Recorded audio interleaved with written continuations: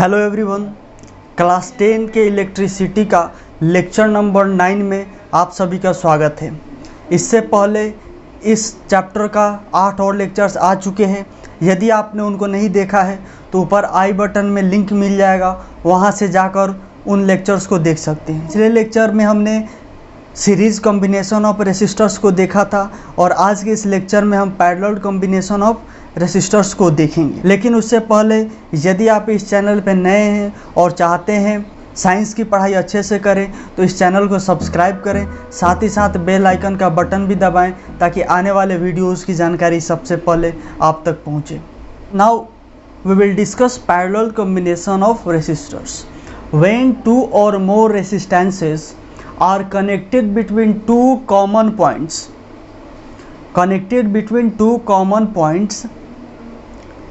so that same potential difference is applied across each of them, they are said to be in parallel। मतलब एक ऐसा condition जिसमें दो या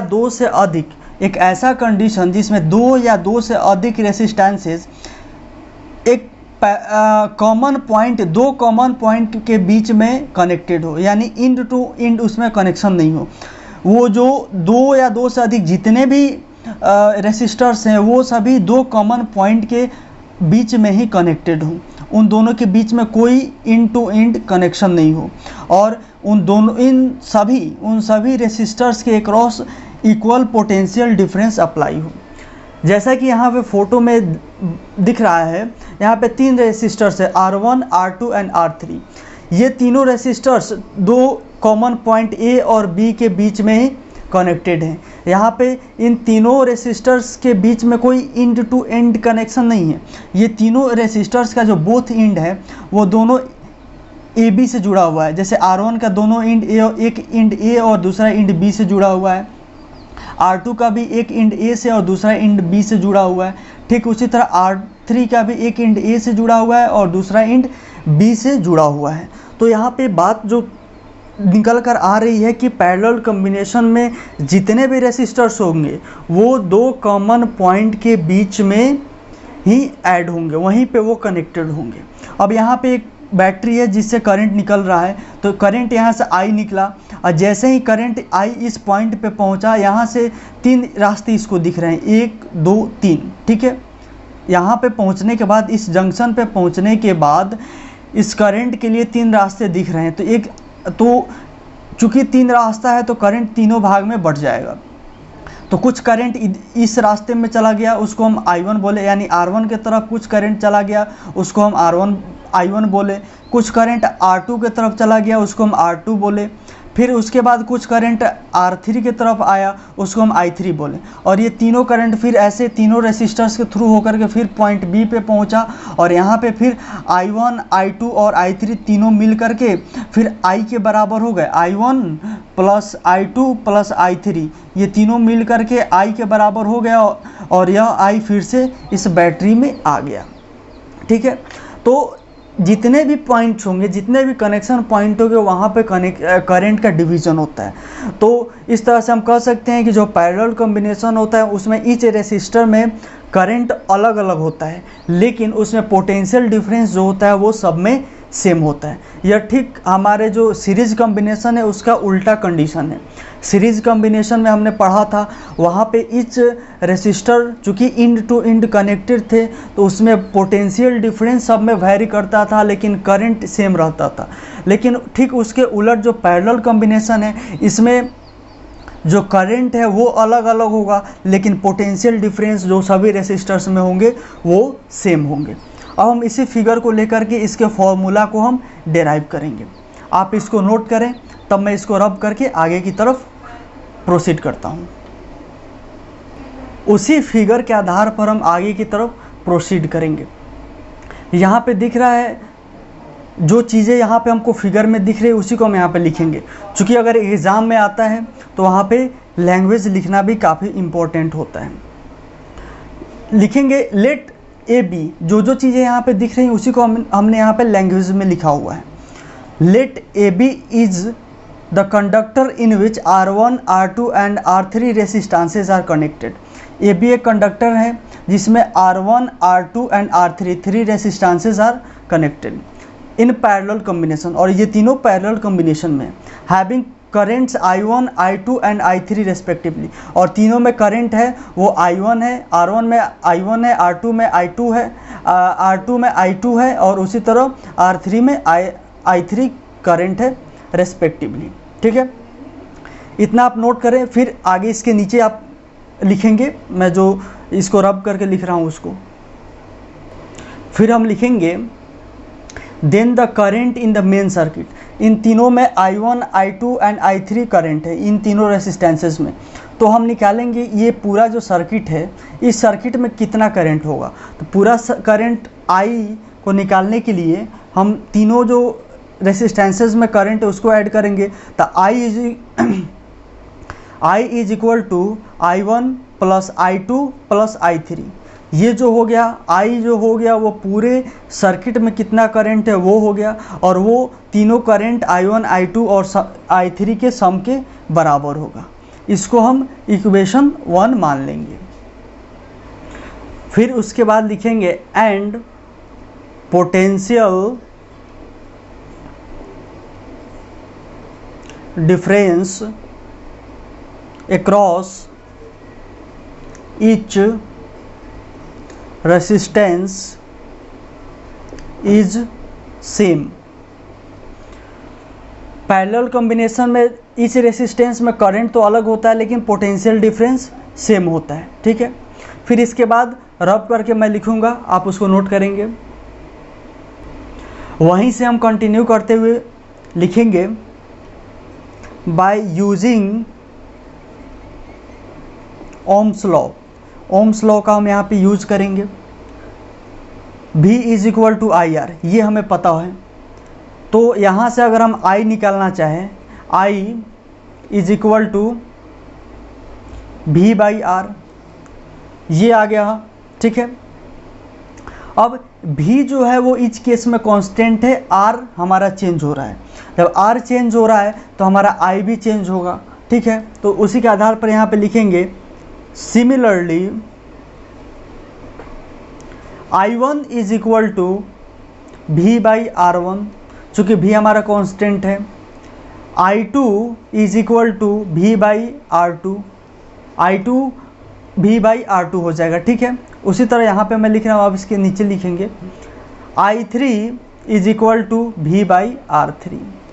यहाँ पे हर एक केस में भी इसलिए लिखा गया क्योंकि पैरेलल कॉम्बिनेशन में जो पोटेंशियल होता है वो हमेशा कांस्टेंट होता है। So I1 is equal to V by R1, I2 is equal to V by R2 and I3 is equal to V by R3। हर एक मतलब रेसिस्टेंस में कितना करंट होगा वो उस रेसिस्टेंस के वैल्यू पर डिपेंड करता है, क्योंकि उसमें जो हमारा ये वोल्टेज है वो सब कांस्टेंट है यानी सेम है। फिर इसके नीचे से हम कंटिन्यू करेंगे और जो हम इक्वेशन 1 माने हुए थे उसी को लेकर के आगे की ओर कंटिन्यू करेंगे। हमने इक्वेशन 1 माना था I is equal to I1 plus I2 plus I3, ये हमने माना हुआ था। ठीक है, अब इसी को लेकर हम कंटिन्यू करेंगे। नाउ इक्वेशन 1 बिकम्स I के जगह पर हम लिखेंगे, वहाँ पे जो आया हुआ था I is equal to V by R, यानी इक्विवेलेंट रेसिस्टेंस के आधार पर। तो I के जगह पर V बाई आर लिख देंगे, I1 के जगह पर V बाई R1 लिखेंगे, प्लस I2 के जगह पर V बाई R2 होगा, और उसी तरह I3 के जगह पर जो हम आया हुआ था V बाई R3, जो अभी तुरंत हमने फाइंड आउट किया था। I1 is equal to V by R1, I2 is equal to V by R2 and I3 is equal to V by R3। और ये I is equal to V by R, R जो है वो पूरे system का जो equivalent resistance है वो, चूँकि वो जब इस I का वो हम कंसीडर करेंगे तो पूरे रेसिस्टेंस इसमें आ जाएगा, और उस केस में हम इक्विवेलेंट रेसिस्टेंस को ही लेते हैं। तो ये हमारा आ गया। अब देखेंगे, फिर इसको हम आगे बढ़ेंगे। V by R is equal to, इस केस में भी है तो भी हमारा कॉमन हो जाएगा, भी बाहर निकाल लेंगे, अंदर हो जाएगा ब्रैकेट में 1/r1 plus 1/r2 plus 1/r3, ये हमारा हो गया ब्रैकेट बंद। तो इस भी से ये भी कट गया, ठीक है। अब हमारे पास क्या बचा, हमारे पास बचा I इज इक्वल टू, हमारे पास बच रहा है यहाँ पे, ये तो भी कट गया, तो 1/r is equal to 1/r1 plus 1/r2 plus 1/r3, यानी ये जो हुआ हमारा पैरेलल कॉम्बिनेशन में जो इक्विवेलेंट रेसिस्टेंस क्या होगा उसका फॉर्मूला हुआ 1/r is equal to 1/r, यहाँ पे r जो है वो इक्विवेलेंट रेसिस्टेंस है, यानी ये टोटल इस सर्किट का पूरा resistance 1/r is equal to 1/r1 plus 1/r2 plus 1/r3, ठीक है। ये हमारा हो गया पैरेलल कॉम्बिनेशन में कितना इक्विवेलेंट रेसिस्टेंस होगा उसका फॉर्मूला। सीरीज कॉम्बिनेशन में हम जब रेसिस्टेंस निकालना था हमको पूरे कॉम्बिनेशन का, तो हम सभी इंडिविजुअल रेसिस्टेंस को ऐड कर देते थे और पूरा जो सिस्टम है उसका रेसिस्टेंस आ जाता था। लेकिन इसमें ऐड करेंगे लेकिन सबको रिवर्स करके 1/r इक्विवेलेंट रेसिस्टेंस को भी रेसिप्रोकल कर देंगे, यानी 1/r is equal to 1/r1 plus 1/r2 plus 1/r3, अगर n टाइम्स है तो इसी तरह करके 1/rn, ठीक है। अगर दो रेसिस्टेंस का केस लेकर हम चलें, एक ऐसा केस जिसमें दो रेसिस्टेंस आपस में पैरेलल में जुड़े हुए हैं और उस तरह का केस होगा तो कैसे हम न्यूमेरिकल्स आराम से सोल्व कर सकते हैं, उसके लिए एक हम फार्मूला यहाँ पे डिराइव करेंगे। तो अगर दो रेसिस्टेंस है और वो पैरेलल में कनेक्टेड है तो उसका equivalent resistance 1/r is equal to 1/r1 plus 1/r2 होगा, ठीक है। अगर हम इसको आगे बढ़ाएंगे तो 1/r इज इक्वल टू, दोनों का हम एलसीएम लेंगे तो एलसीएम हो जाएगा r1 इंटू r2, ठीक है। अब r1 कट जाएगा तो ऊपर हो जाएगा r2 प्लस इससे r2 कट जाएगा तो ऊपर हो जाएगा r1, तो हमारा आ गया 1/r is equal to r2 plus r1। इसी को हम अरेंज कर देंगे 1/r is equal to r1 plus r2 in by r1 into r2, ये हमारा हो गया।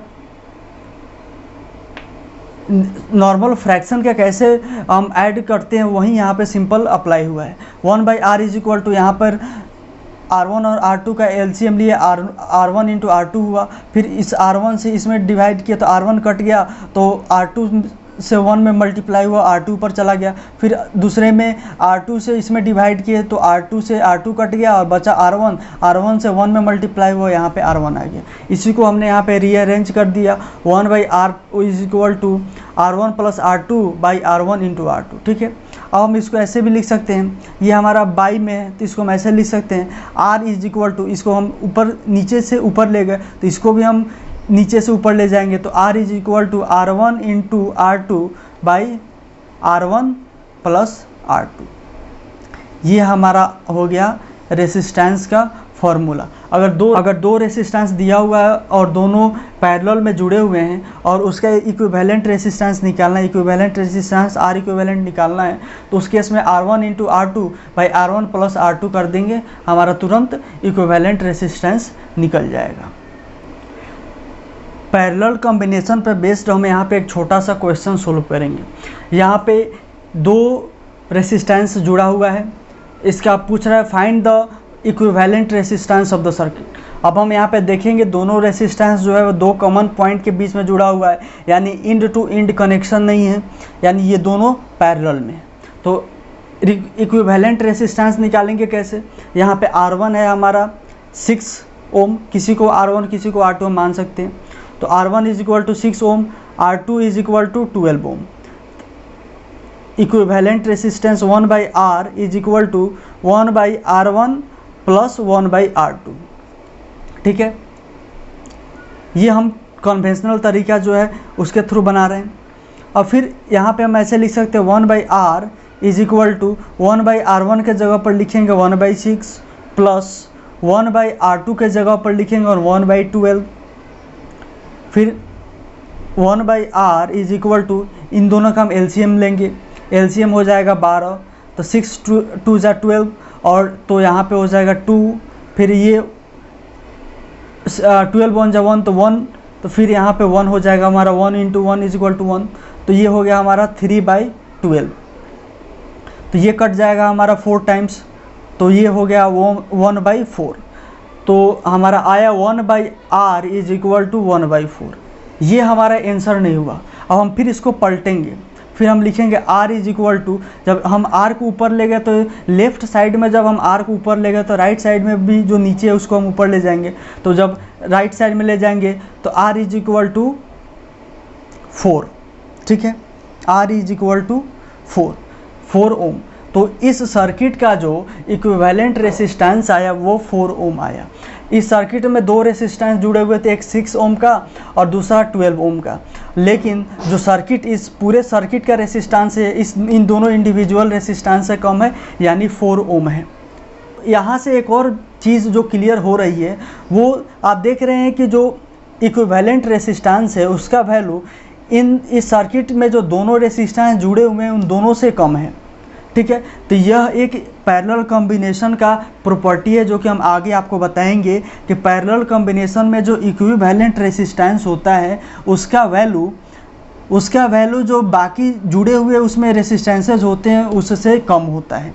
यानी इसमें जो सबसे लोएस्ट रेसिस्टेंस होगा, लोएस्ट वैल्यू वाला जो रेसिस्टेंस होगा उससे भी कम होगा उस सर्किट का इक्विवेलेंट रेसिस्टेंस, ठीक है। इस बात को आप याद रखिएगा, आगे जब हम बताएंगे तो वहाँ पे कनेक्ट जब करेंगे तो काफ़ी आसानी से चीज़ें समझ में आएंगी। अब इसको हम एक और मेथड से सोल्व करते हैं जो कि अभी हमने बताया था। अगर दो रेसिस्टेंस है तो उसका क्या फॉर्मूला होगा उसके आधार पर। अभी हमने बताया था कि अगर दो रेसिस्टेंस हो और उस केस में इक्विवेलेंट रेसिस्टेंस निकालना हो तो एक शॉर्ट फार्मूला हमने बताया था, R is equal to R1 × R2/R1 + R2। ये हमने बताया था अगर दो रेसिस्टेंस है तब। तो यहाँ पे दो रेसिस्टेंस है तो डायरेक्ट हम इसी फॉर्मूला को अप्लाई करेंगे। फिर हम यहाँ पे लिखेंगे R is equal to R1 के जगह पे 6 × 12 दोनों को ऐड करेंगे 6 + 12, तो ये हमारा हो जाएगा 6 × 12/18, ठीक है। अब 18 6 3 = 18 और 3 4 = 12, तो डायरेक्ट हमारा आ गया R इज इक्वल टू 4 ओम।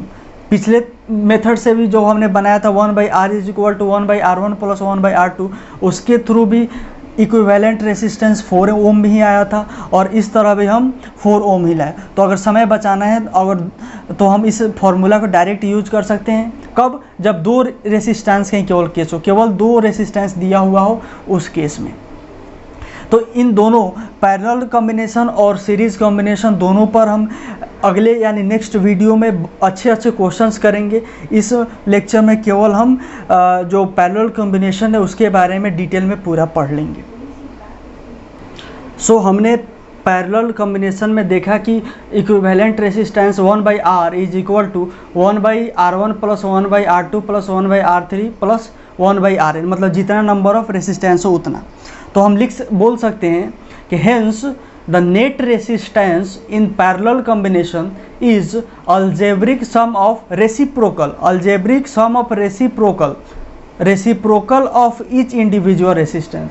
यानी हम कह सकते हैं कि पैरेलल कॉम्बिनेशन में जो हमारा नेट रेसिस्टेंस होता है वो ईच इंडिविजुअल रेसिस्टेंस के रेसिप्रोकल का अलजेब्रिक सम, रेसिप्रोकल यानी उसके उल्टा का 1/R, ये रेसिप्रोकल हो गया। R हो गया हमारा नॉर्मल और 1/R हो गया इसका रेसिप्रोकल। यानी जो नेट रेसिस्टेंस होता है पैरेलल कॉम्बिनेशन के केस में वह इंडिविजुअल रेसिस्टेंस के इंडिविजुअल रेसिस्टेंस के रेसिप्रोकल के अलजेब्रिक सम के बराबर होता है। लेकिन वहाँ जो पिछले लेक्चर में हमने पढ़ा हुआ था सीरीज़ कॉम्बिनेशन, उस केस में जो हमारा नेट रेसिस्टेंस होता है वो algebraic sum of each resistance होता है, उसमें रेसिप्रोकल टर्म नहीं आता है। अब यहाँ पे एक दो और इम्पोर्टेंट पॉइंट है जिसको हम नोट बनाकर लिखेंगे। सो पहला पॉइंट है potential difference across each resistance is same. हमने जो बार बार अभी बताया पैरेलल कॉम्बिनेशन में ईच रेसिस्टेंस के अक्रॉस पोटेंशियल डिफरेंस यानी भी कांस्टेंट होता है, सेम होता है, उसमें कोई चेंजिंग नहीं आती है। करंट डिफरेंट होता है, हर एक रेसिस्टेंस में करंट अलग अलग होगा। दूसरा इंपॉर्टेंट पॉइंट है total current is equal to sum of current distributed along the individual resistance. Parallel combination में जो टोटल करंट होगा वो ईच रेसिस्टेंस में जो डिस्ट्रीब्यूटेड करंट है उन सभी के सम के बराबर होगा। जैसे अभी हमने देखा था 3 रेसिस्टेंस हमने यूज़ किया हुआ था, तो तीनों रेसिस्टेंस में I1, I2 and I3 current था, तो टोटल करंट उस सर्किट का था हमारा I1 plus I2 plus I3। ठीक है। थर्ड इम्पॉर्टेंट पॉइंट है जो कि बेहद इम्पॉर्टेंट है, जिसको ध्यान में रखना है, equivalent resistance is less than the smallest individual resistance. किसी भी पैरेलल कॉम्बिनेशन का जो ये इक्विवेलेंट रेसिस्टेंस होगा वह उसका वैल्यू जो उस कॉम्बिनेशन में जो स्मॉलेस्ट इंडिविजुअल रेसिस्टेंस है उससे छोटा होगा। जैसे कि एज फॉर एग्जांपल एक पैरेलल कॉम्बिनेशन में अभी जो हमने उस एग्जांपल में भी बताया हुआ था, यहाँ पे एक पैरेलल कॉम्बिनेशन है,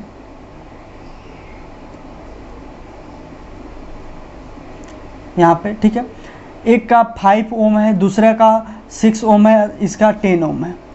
तो इसमें जो स्मॉलेस्ट इंडिविजुअल है वो 5 ओम वाला है।